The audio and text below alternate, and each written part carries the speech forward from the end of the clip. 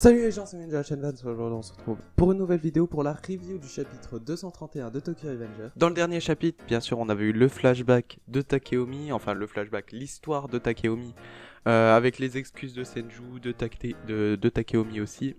Le futur fight qui allait avoir entre Saos et Senju, Saos qui s'est relevé de l'énorme retournée acrobatique de Senju bien sûr. Juste avant de commencer la vidéo, j'ai fait une vidéo sur My Hero Academia, pourquoi regarder My Hero Academia, du coup si ça vous intéresse, voilà, elle est sur la chaîne, elle est sortie je crois dimanche si je me rappelle bien. Mais voilà, bref, c'est pas le propos de la vidéo, aujourd'hui on va parler du chapitre 231 de Tokyo Revenger, c'est parti.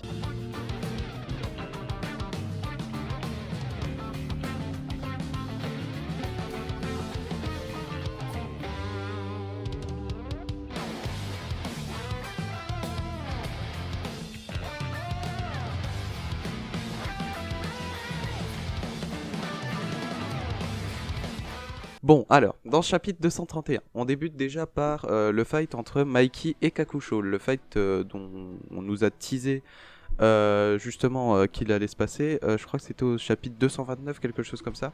Où Kakusho justement venait vers Mickey pour lui demander justement de se battre face à lui. Là, on se retrouve du coup sur ce fight avec Kokonoi, je sais pas où il s'est barré, mais il est plus là en tout cas, il a disparu d'un coup.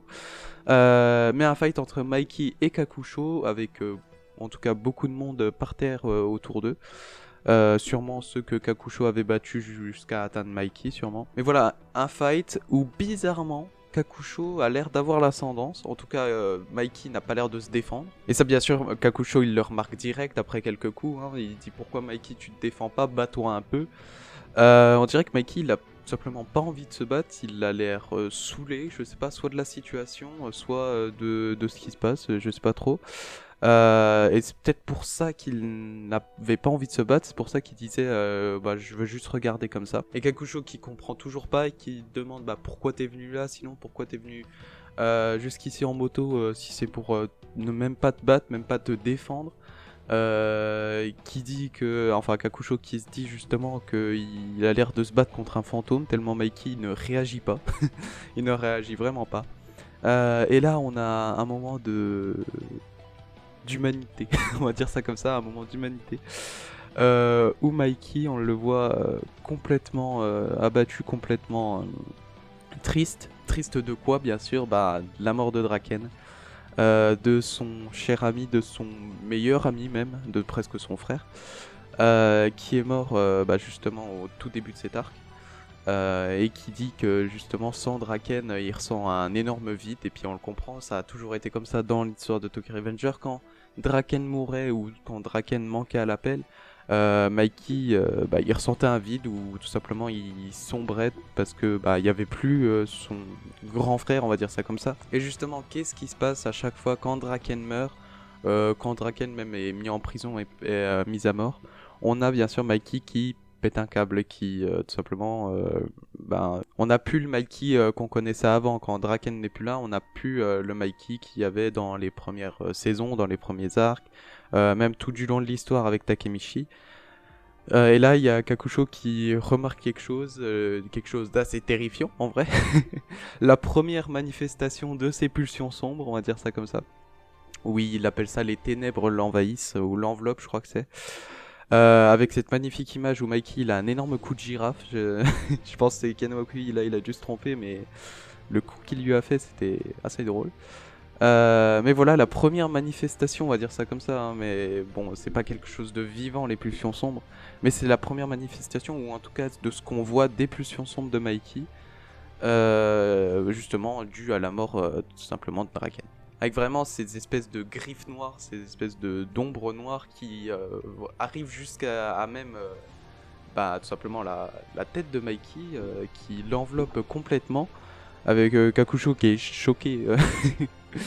Et une image qui pour moi m'a trouvé, que j'ai trouvé effrayante, c'est l'image juste après, on a juste bah, les ombres en espèce de, je sais pas, de morsure, je sais pas trop, et avec juste Kakusho au milieu, comme si Mikey c'était devenu presque une bête sauvage qui allait tout démonter. Je sais pas si c'est juste une image que l'auteur voulait nous mettre, genre vraiment les ténèbres l'enveloppent, il commence à sombrer, etc. Ou c'est vraiment si c'est quelque chose, un peu comme Venom, quoi. What the hell are you?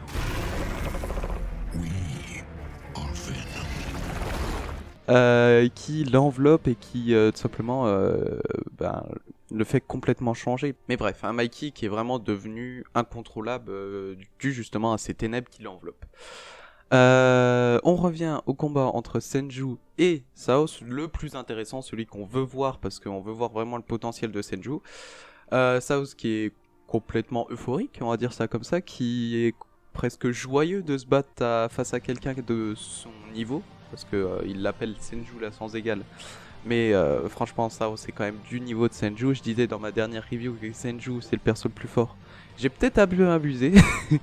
J'ai peut-être un peu abusé en voyant justement ce chapitre où Saos réussit à faire jeu égal avec Senju justement. Où Saos et Senju se rendent à peu près coup pour coup. Où justement Saos qui nous parle juste des pulsions.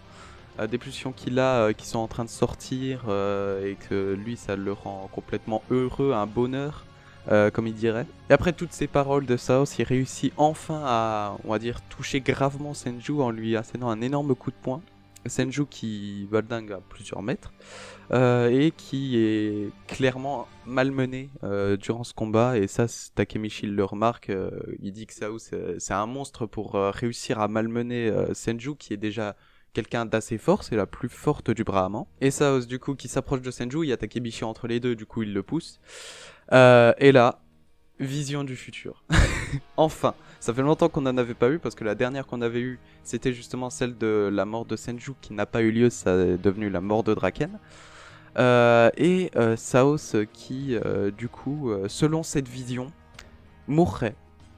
Par qui, par quoi, on sait pas, mais du coup, Saos réussirait enfin, réussirait. Nous, on serait contents, mais bon. Mourrait justement de quelque chose. Et avec Takemichi à ses côtés qui justement dit qu'il est mort. Bien sûr avec un Takemichi assez choqué qui se dit comment ça va arriver parce que Senju là elle est en train de se faire malmener. Et t'as Saos qui dans en tout cas les prochains instants va mourir tout simplement. Justement il y avait aussi un truc qui m'a marqué, c'est que Saos il a même pas essayé de frapper Takemichi. Parce que quand même il est entre Senju et puis il est entre Senju et lui. Mais là on voit quand même que Takemichi il est reconnu. Il est reconnu parce que déjà de base tout le monde le voulait. Mais voilà, Saos qui ne frappe pas Takemichi. Pourtant avec toutes ses pulsions et vu comment il est fou, il aurait pu le frapper même sans le vouloir comme ça. Mais du coup, Takemichi, lui, qui est encore choqué de sa vision qu'il a eue, hein, parce que Saos, bien sûr, il est pas au courant. Et là, on voit une personne valdinguer, justement, entre Senju et Saos, qui valdingue. Et justement, cette personne, bien sûr, c'est Kakusho, qui vient de se faire démonter, de se faire soulever, on va dire ça comme ça, par Mikey.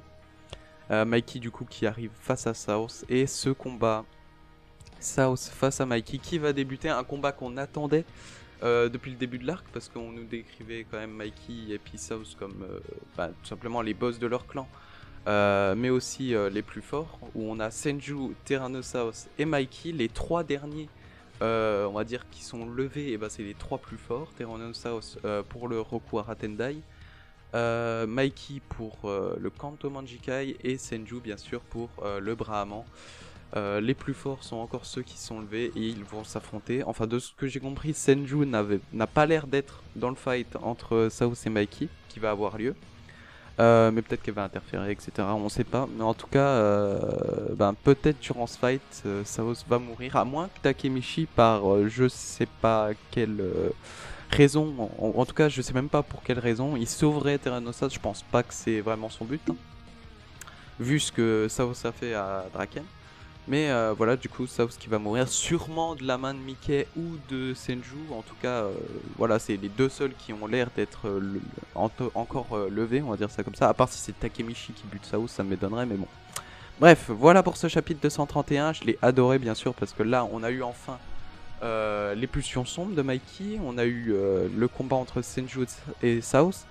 Une vision du futur qu'on n'avait pas eu depuis au moins un bail, en tout cas depuis au moins une dizaine de chapitres. Bref, voilà pour tout simplement cette review. J'ai réfléchi à d'autres concepts de vidéos parce que là en ce moment il n'y a que des reviews de Tokyo Revenger. Il y a aussi eu le pourquoi regarder MHA, bien sûr, qui est une vidéo qui m'a mis quand même un peu longtemps à faire.